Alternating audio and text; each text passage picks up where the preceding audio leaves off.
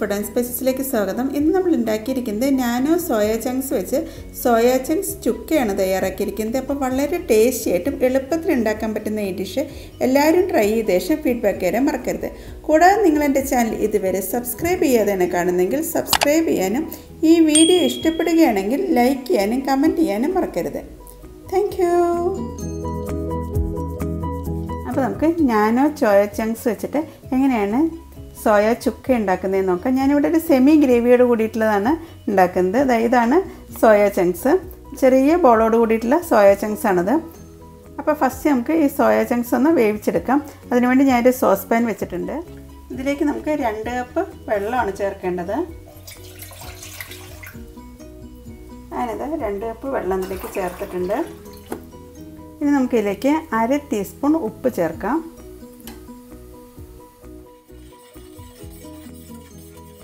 ഞാനിത് വെള്ളം തിളയ്ക്കാൻ തുടങ്ങിയിട്ടുണ്ട്. ഇതിലേക്ക് 1 കപ്പ് സോയ ചങ്ക്സ് ആണ് ചേർക്കുന്നത്. ഇത് നാനോ സോയ ചങ്ക്സ് ആണ്.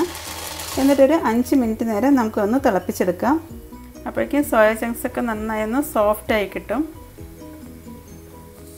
അങ്ങനെത് സോയ ചങ്ക്സ് എല്ലാം നന്നായി വീർത്ത് വന്നിട്ടുണ്ട്, നന്നായി വെന്ത് കിട്ടിയിട്ടുണ്ട്. ഇനി നമുക്കിതൊന്ന് സ്ട്രെയിൻ ചെയ്തെടുക്കാം. അതിനുശേഷം ഇതിലേക്ക് 1 കപ്പ് പച്ചവെള്ളം കൂടി ചേർത്തിട്ടുണ്ട്. എന്നിട്ട് നന്നായി ഒന്ന് പിഴിഞ്ഞെടുക്കാം. ഇനി നമുക്ക് സോയ ചങ്ക്സ് ചുക്ക ഉണ്ടാക്കാൻ വേണ്ടിയിട്ടുള്ള മസാല തയ്യാറാക്കാം. അതിനുവേണ്ടി ഞാൻ 4 കാശ്മീരി ചില്ലി എടുത്തിട്ടുണ്ട്.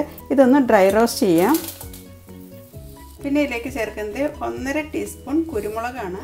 1 ടീസ്പൂൺ മുതൽ 1.5 ടീസ്പൂൺ വരെ ചേർക്കാവുന്നതാണ്. പിന്നെ ചേർക്കുന്നത് 1 ടീസ്പൂൺ പെരിഞ്ജീരകം, 1/4 ടീസ്പൂൺ സാദാ ജീരകം ക്യുമിൻ സീഡ്, പിന്നെ ചേർക്കുന്നത് 1.5 ടേബിൾ സ്പൂൺ മുഴുവനോടെയുള്ള മല്ലിയാണ്. എന്നിട്ട് നമുക്ക് നന്നായി ഒന്ന് ഡ്രൈ റോസ്റ്റ് ചെയ്യാം. ഡ്രൈ റോസ്റ്റ് ചെയ്യുന്ന സമയത്ത് മല്ലിയുടെ ഒക്കെ കളർന്ന് ചേഞ്ച് ചെയ്യും. അതുപോലെ തന്നെ ജീരകവും പെരിഞ്ജീരകവും ഒക്കെ മൂത്ത് നല്ലൊരു ഫ്ലേവർ വരുന്നത് കാണാം. അതിനകത്ത് മല്ലി മുളകൊക്കെ നന്നായി മൂത്ത് വന്നിട്ടുണ്ട്. നമുക്കിതിൻ്റെ ഫ്ലെയിം ഓഫ് ചെയ്യാം. എന്നിട്ട് തണുത്ത ശേഷം നന്നായി പൊടിച്ചെടുക്കാം. അതിനകത്ത് മസാലയൊക്കെ നന്നായി പൊടിയാക്കി എടുത്തിട്ടുണ്ട്. അതിനകത്ത് സോയ ചങ്ക്സ് എല്ലാം 2 പ്രാവശ്യം കഴുകി നന്നായി പിഴിഞ്ഞെടുത്തിട്ടുള്ളതാണ്. ഇനി നമുക്ക് ഇതിലേക്ക് ചേർക്കേണ്ടത് പൊടിച്ച് വെച്ചിട്ടുള്ള മസാലയാണ്. ഇതിലേക്ക് 1/4 ടീസ്പൂൺ ഉപ്പ് ചേർക്കാം. നമ്മൾ ഓൾറെഡി ഉപ്പ് ചേർത്തിട്ടാണ് വേവിച്ചത്. എന്നിട്ട് ഈ മസാലയായിട്ട് നന്നായി ഒന്ന് മിക്സ് ചെയ്ത് യോജിപ്പിച്ച് വയ്ക്കാം. ഒരു 10 മിനിറ്റ് നേരം നമുക്കൊന്ന് റെസ്റ്റ് ചെയ്യാൻ വയ്ക്കാം. അങ്ങനെ മസാലയൊക്കെ പുരട്ടി നന്നായി മിക്സാക്കി വെച്ചിട്ടുണ്ട്. ഇനി നമുക്ക് ഇതിലേക്കുള്ള ഗ്രേവി തയ്യാറാക്കാം. തയ്യാറാക്കാൻ വേണ്ടി ഞാനൊരു കടായി വെച്ചിട്ടുണ്ട്. ഇതിലേക്ക് ഞാൻ ചേർക്കുന്നത് റൈസ് ബ്രാൻഡ് ഓയിലാണ്. ഒരു 2 ടേബിൾ സ്പൂൺ ഓയിൽ നമുക്ക് ഇതിലേക്ക് ചേർക്കാം. ഇതിന് പകരമായിട്ട് സൺഫ്ലവർ ഓയിലും ചേർക്കാവുന്നതാണ്. ഇനി നമുക്ക് ഇതിലേക്ക് ചേർക്കേണ്ടത് ഗാർലിക്കാണ്. ഒരു 6 ഗാർലിക്ക് പൊടിയായി അരിഞ്ഞിട്ടുള്ള ഇതിലേക്ക് ചേർക്കാം. പിന്നെ ഇതിലേക്ക് ചേർക്കുന്നത് ചോപ്പ് ചെയ്ത് വെച്ച ജിഞ്ചറാണ്. ഇത് 1 ഇഞ്ച് വലിപ്പമുള്ള ജിഞ്ചറാണ് ചേർക്കുന്നത്.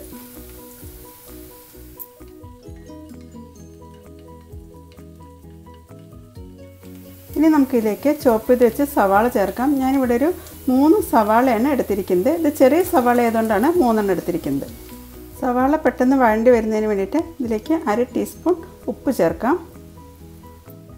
ഇനി സവാള നന്നായി സോഫ്റ്റ് ആവുന്നവരെ വഴറ്റി യോജിപ്പിക്കാം. വേണമെങ്കിൽ ഇതിൻ്റെ കൂടെ കൊച്ചുള്ളിയും കൂടി ചേർത്ത് വഴറ്റി യോജിപ്പിക്കാവുന്നതാണ്. ഇനി നമുക്കിതിലേക്ക് 1 തണ്ട് കറിവേപ്പിലയും കൂടി ചേർക്കാം. ഇനി സവാള നന്നായി മൂത്ത് വരുന്നവരെ നമുക്കൊന്ന് വഴറ്റി യോജിപ്പിക്കാം. സവാള മൂത്ത് വരുമ്പോഴേക്കും നമുക്ക് തക്കാളി ഒന്ന് പേസ്റ്റാക്കി എടുക്കാം. ഞാനിവിടെ 1.5 തക്കാളിയാണ് എടുത്തിരിക്കുന്നത്. ഇത് ചോപ്പ് ചെയ്തിട്ടും ചേർക്കാവുന്നതാണ്. പക്ഷേ അരച്ച് ചേർക്കുമ്പോൾ പെട്ടെന്ന് തന്നെ നമുക്ക് ഗ്രേവി ആയിട്ട് കിട്ടും. ഇനി നമുക്കിതിലേക്ക് 2 പച്ചമുളക് ചേർക്കാം. ഇത് ഓരോരുത്തരും അവരുടെ എരിവിനനുസരിച്ച് ചേർത്താൽ മതി. എൻ്റെ ഇതിലിപ്പോൾ ഇത് എരിവില്ലാത്ത പച്ചമുളക് ആയതുകൊണ്ടാണ് 2 പച്ചമുളക് ചേർത്തത്. ഇനി നമുക്കിതിലേക്ക് അരച്ച് വെച്ച തക്കാളി ചേർക്കാം. എന്നിട്ട് ഈ തക്കാളി നന്നായി ഒന്ന് കുക്കാവുന്നവരെ നമുക്കൊന്ന് വഴറ്റി യോജിപ്പിക്കാം. ഞാനിപ്പോൾ ഒരു മീഡിയം ഫ്ലെയിമിലാണ് ഇപ്പോൾ കുക്ക് ചെയ്യുന്നത്. അങ്ങനെ തക്കാളി നന്നായി കുക്കായി കിട്ടാൻ വേണ്ടിയിട്ട് നമുക്ക് അടച്ച് വെച്ച് വേവിക്കാം. അങ്ങനെ നമുക്ക് തക്കാളിയൊക്കെ നന്നായി കുക്കായോ എന്നുള്ളത് നോക്കാം. തക്കാളിയിൽ നിന്നൊക്കെ നന്നായി എണ്ണയൊക്കെ തെളിഞ്ഞ് വരുന്നുണ്ട്, നന്നായി കുക്കായി വന്നിട്ടുണ്ട്. ഇനി നമുക്ക് മസാല പുരട്ടി വെച്ചിട്ടുള്ള സോയ ചങ്ക്സ് ഇതിലേക്ക് ചേർക്കാം. അതിൻ്റെ 10 മിനിറ്റ് നേരമായി നമ്മളിത് മസാലയൊക്കെ പുരട്ടി വെച്ചിട്ടുള്ളത്. ഇത് നമുക്ക് ഇതിലേക്ക് ചേർക്കാം.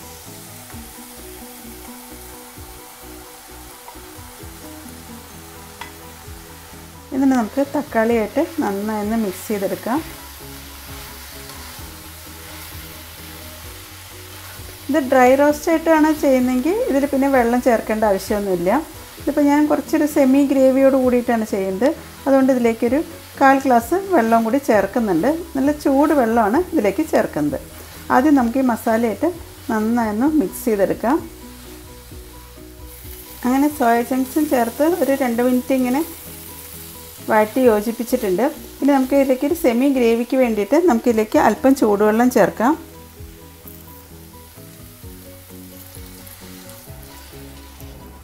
എന്നിട്ട് നന്നായി തിളയ്ക്കുന്ന വരെ വെയിറ്റ് ചെയ്യാം. ഞാനിത് വെള്ളമൊക്കെ ചേർത്ത ശേഷം നന്നായി തിളയ്ക്കാൻ തുടങ്ങിയിട്ടുണ്ട്.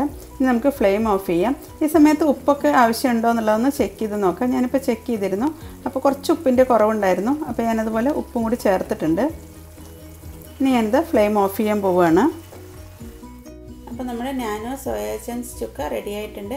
ഇത് ഡ്രൈ ആയിട്ടോ സെമി ഗ്രേവി ആയിട്ടോ ഒക്കെ തയ്യാറാക്കാൻ പറ്റുന്നതാണ്. ഏത് ബ്രേക്ക്ഫാസ്റ്റിൻ്റെ കൂടെയും അതുപോലെ തന്നെ ചോറിൻ്റെ കൂടെയും കഴിക്കാൻ പറ്റിയിട്ടുള്ള നല്ലൊരു സൈഡ് ഡിഷാണിത്.